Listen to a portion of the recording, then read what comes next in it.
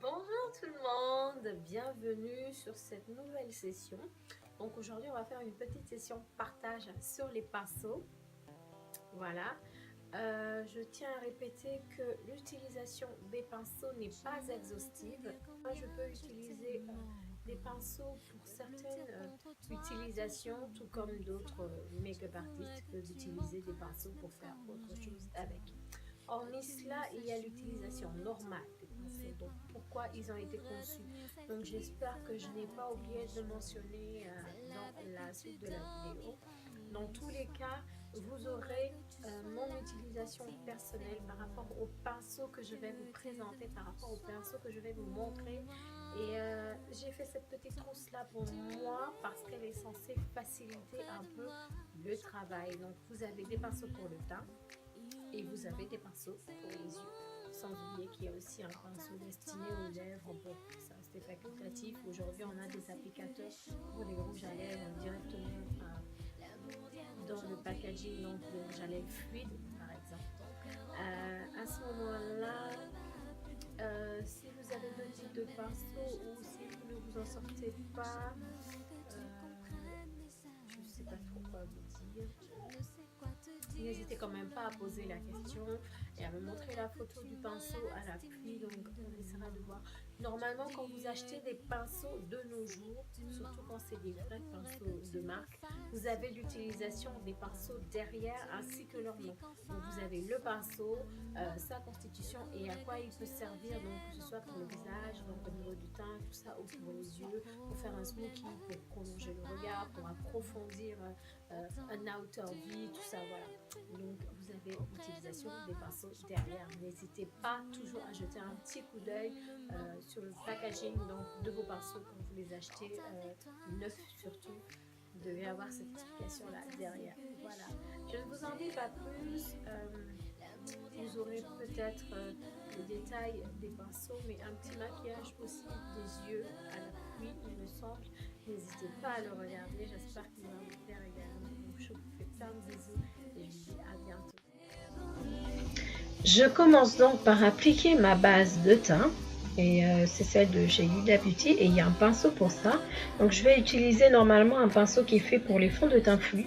Mais comme je ne l'utilise pas pour le fluide, moi j'utilise pour ma base. Et comme vous l'aurez remarqué, en général, on ne met pas forcément sa base avec les doigts.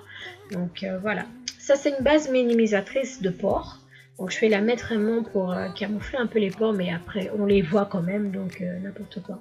Ça s'appelle un pinceau kabuki ou buffing brush, si vous voulez. C'est un pinceau qui est très bien pour étaler le fond de teint fluide. Si vous voulez vraiment une grosse couvrance, c'est un fond de teint qui va être bien. Donc à côté de ce pinceau là, vous avez aussi ce petit pinceau carré qui est normalement fait pour les poudres au niveau des pommettes ou du creux des joues pour travailler le contouring, mais moi je l'utilise vraiment pour mettre le fond de teint fluide. Ça maximise vraiment la couvrance, donc je vais vous laisser voir. Un fond de teint de chez Huda Beauty également, teinte Nutmeg. Après, vous avez le Beauty Blender, donc qui est censé venir enlever, si jamais vous en avez, l'excédent de fluide, ou vous pouvez étaler directement le fluide avec le petit côté pointu, donc qui est par ici, pour poser le fluide et l'étaler, et le petit bourron pour absorber en fait l'excédent de matière. C'est très intéressant pour avoir le fini naturel. Vous avez également les Mini Beauty Blender, les Baby Beauty Blender, comme ceux de chez Real Techniques, qui se présentent comme cela, que j'aime bien utiliser pour les zones comme sous les yeux, le centre du front, voilà, pour vraiment travailler l'anti-cerne dans ces petites zones-là, c'est quelque chose qui va être bien. Vous avez ce qu'on appelle des pinceaux détail. Ce sont des petits pinceaux comme cela pour travailler vraiment les zones du contour du nez, ou vous pouvez utiliser un petit pinceau biseauté plat qui est normalement un pinceau pour les yeux. Donc c'est à vous de voir avec lequel vous vous sentez vraiment à l'aise. Donc moi je vais utiliser le petit pinceau biseauté. Vous avez aussi le petit pinceau plat qui est normalement un pinceau pour les yeux. Mais celui-là il peut vous servir pour vraiment dégrader la poudre de finition. Donc le contouring de finition poudre au niveau donc de la longueur du nez. Là pour étaler le fluide je vais utiliser donc le petit pinceau détail fin et plat biseauté. Qui est normalement donc un pinceau biseauté pour les yeux. Là, vous avez un pinceau qui a une forme un peu rectangulaire. C'est vraiment un pinceau pour travailler le contouring. Donc, on a le creux des joues, les tempes et également le bas de la mâchoire. Pour poser le contouring crème ou fluide, voilà. Là, c'est un petit pinceau détail que j'appelle un petit pinceau crayon ou boule. Certaines l'appellent boule. Qui va être très intéressant pour travailler sur la longueur du nez.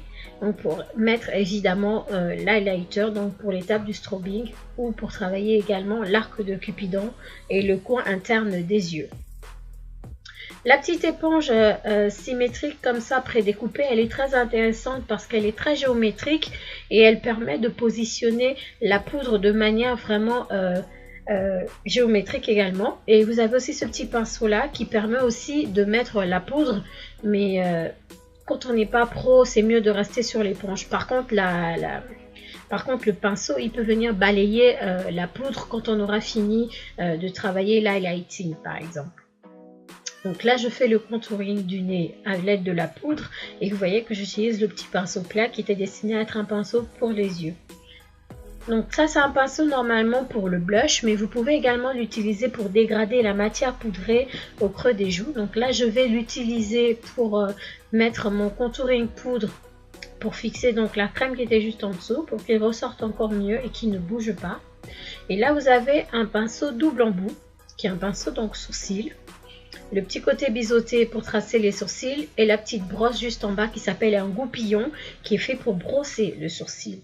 Notez que le petit côté biseauté, vous pouvez également vous en servir pour tracer votre trait d'eyeliner à l'aide de l'eyeliner gel ou le ras de cils inférieur que vous pouvez également tracer à l'aide d'un eyeliner gel ou évidemment d'un quelconque fard à paupières que vous voudriez mettre en ras de cils inférieur au bas des yeux. Là, c'est un petit pinceau plat qui est vraiment fait pour travailler donc le dessous des sourcils, pour le corriger. Donc, pour venir définir le tracé des sourcils à l'aide d'un anti-cerne ou d'un correcteur. Et là, j'ai un pinceau boule, mais lui, il va être un vrai pinceau boule pour estomper la matière d'anti-cerne. Vraiment, lorsqu'on la met sous les yeux ou bien quand on fait le tracé de sourcils, vous voyez qu'il fait très bien le travail. Et comme les poils sont vraiment groupés et que c'est des poils mi-naturel, voilà, c'est pas vraiment du vrai. En fait, ça dépend de la nature aussi un peu du pinceau. C'est des poils qui sont doux, donc qui absorbent bien la matière crémeuse. Là, vous voyez, je reviens sur le petit pinceau poudre qui peut remplacer également la petite éponge prédécoupée pour enlever donc l'excédent de fixation, de poudre fixatrice. Ça s'appelle une houppette. Ça va me permettre de venir poser les finitions. Vous en avez également en éponge qui sont vendues quelquefois dans les fonds de teint. Donc les petites houpettes vont nous permettre de faire des dépôts avec le fond de teint poudre compact. Et cette brosse là, en fait ce pinceau là, qui est aussi un petit pinceau buffing, ou ces deux autres pinceaux là vont venir enlever l'excédent de dépôt pour que le fini soit léger et naturel au niveau de la poudre. Là, vous avez les trois pinceaux qui sont idéaux pour travailler le strobing, donc l'highlighter qu'on va mettre sur les pommettes. Vous en avez un qui est biseauté mi-éventail et l'autre qui est strictement fin et éventail, et un autre qui est vraiment fourni en poils, mais qui fait tout aussi bien le travail également. C'est à vous de trouver avec quel pinceau vous vous sentez à l'aise. Vous avez même maintenant des gros pinceaux boules qui sont faits également pour pouvoir déposer l'highlighter sur les pommettes. Donc là, je reviens avec le petit pinceau blush, donc pour mettre effectivement du blush au niveau des joues ou creuser quand on veut faire un fini naturel. Donc on va alléger.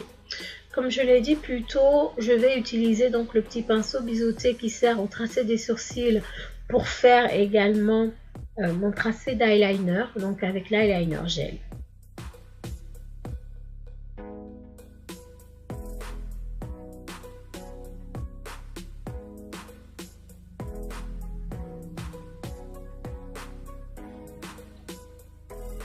avec ce pinceau-là. C'est rare qu'il y ait des débordements ou des échecs au niveau du tracé. C'est vraiment, je recommande. Vous avez également ce type de pinceau-là qui est fait pour tracer en fait le trait d'eyeliner. Donc c'est à vous de voir avec lequel vous vous sentez à l'aise, mais lui c'est sûr il met des pâtés. Donc là vous avez un pinceau pour les lèvres. J'avais des bouts un peu débordants et des poils qui sortaient, donc je l'ai un peu taillé. Sinon vous en avez un aussi qui est comme ça. Mais en général ce type de pinceau là on peut également l'utiliser pour faire l'highlighting au niveau du nez. Donc si vous avez un pinceau trop large pour faire votre highlighting, préférez ce type de pinceau là qui est plutôt très petit. Alors là, pour dégrader en fait le rouge à lèvres, je vais vous montrer une petite astuce pour dégrader le rouge à lèvres liquide mat ou pour le fondre avec un autre rouge à lèvres, hein, pour faire un deux tons. Vous pouvez utiliser ce type de pinceau là, c'est comme un petit pinceau boule et moi je m'en sers comme les poils sont soyeux et doux, ça mélange très bien et ça absorbe l'excédent de matière, donc c'est très facile à utiliser. Donc, comme je vous le disais, vous avez également le pinceau pour les lèvres qui est directement fourni sur l'applicateur des rouges à lèvres liquide mat de nos jours. Donc il n'y a pas à s'en faire pour ça. On va passer donc aux yeux. Vous avez ici un pinceau qui est censé accentuer le creux de la paupière, mais que j'utilise également pour estomper mon concealer ou mon correcteur, donc qui peut me servir de base pour étaler mon fard à paupières. C'est également un pinceau qui est très absorbant. Avec la densité qu'il a et les poils soyeux, ça absorbe très bien et ça étale très bien la matière. Là, vous avez un pinceau boule ou fluffy brush. Donc, c'est un pinceau qui peut servir vraiment pour travailler le halo, pour travailler le creux également, pour mettre en lumière ou accentuer la transition, pour mettre en lumière ou accentuer l'échelle de couleur. Donc, en général, on va le mettre vraiment dans l'arcade sourcilière. Ça va être sa zone phare pour laquelle il va être idéal. Donc, avec des mouvements de tapotement toujours et des mouvements de balayage, donc mouvements circulaires. Là, vous avez un pinceau biseauté et vous voyez bien comment sont les poils. C'est vraiment pour travailler un outer V ou un cut crease.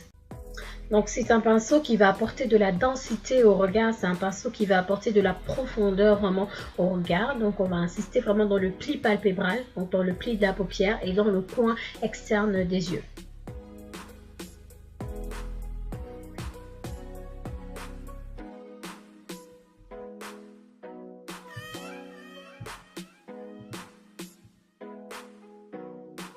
Là vous avez un petit pinceau biseauté qui peut être utilisé pour tracer les sourcils. Et là, je vous remonte le petit pinceau, soit pour les lèvres, soit pour le petit highlighting du nez. Mais c'est un pinceau qui est très bien parce qu'il est courbe, il épouse facilement, pardon, la courbe de l'œil. Donc, il épouse facilement le pli de la paupière. Donc, il n'y a pas de raison de se tromper en faisant un cut crease ou en faisant une démarcation avec ces deux pinceaux-là. Là, vous avez un pinceau exclusivement paupière. C'est un pinceau plat paupière, donc un pinceau qui est fait pour utiliser les poudres ou les fards à paupières. Vous avez aussi ce type là. Donc vous en avez qui sont semi-coupés. Vous avez aussi les mousses applicatrices, donc comme celles qu'on a toujours eues, qui ont toujours été vendues auparavant. Donc la première chose à faire avec ce type de pinceau, c'est de tapoter d'abord la matière, donc le fard à paupières, et ensuite de venir lisser. Donc on tapote et on lisse, on tapote et on lisse. Très important. Vous avez aussi ce qu'on appelle les pinceaux crayons, comme l'autre qui est mi-crayon, mi-boule pour travailler le strobing, donc avec l'highlighter du nez. Mais celui-là, il va venir servir à travailler le coin interne des yeux. Vous avez aussi ce type de pinceau-là, qui a la petite mousse applicatrice en forme de crayon, donc vraiment pour travailler le creux interne de l'œil. Donc pour venir apporter la petite touche de lumière avec le petit fard à paupières irisé ou très coloré qui va faire toute la différence au niveau du regard. Donc là, vous avez un petit bonus d'application des cils. Pour vraiment bien appliquer ces cils, on va prendre la bande de cils par le milieu, soit avec la main, mais au préalable, les mains très bien lavées. Donc on prend par le milieu et on pose sur le milieu vraiment de l'œil. Donc le milieu de la bande de cils naturelle que vous avez déjà, donc le milieu de vos cils à vous. Et vous essayez d'étirer pour bien la placer, donc en ayant toujours le regard penché un peu vers le bas. Donc vous devez placer vraiment votre miroir sous le menton et pas devant vous, sinon ça ne marchera jamais et les cils seront toujours très mal placés. Donc vous devez vraiment être à l'oblique avec le miroir sous le menton et le regard baissé pour vraiment essayer de bien placer et bien diriger la bande de cils, la bande de faux cils ou la bande de cils artificiels, c'est comme vous voulez.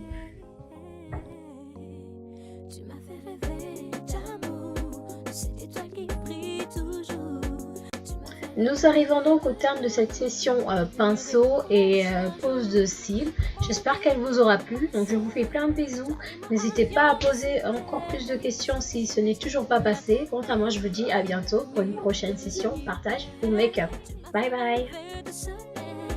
Tu m'as promis monts et merveilles, d'aller jusqu'à me supporter, malgré que je sois entêtée.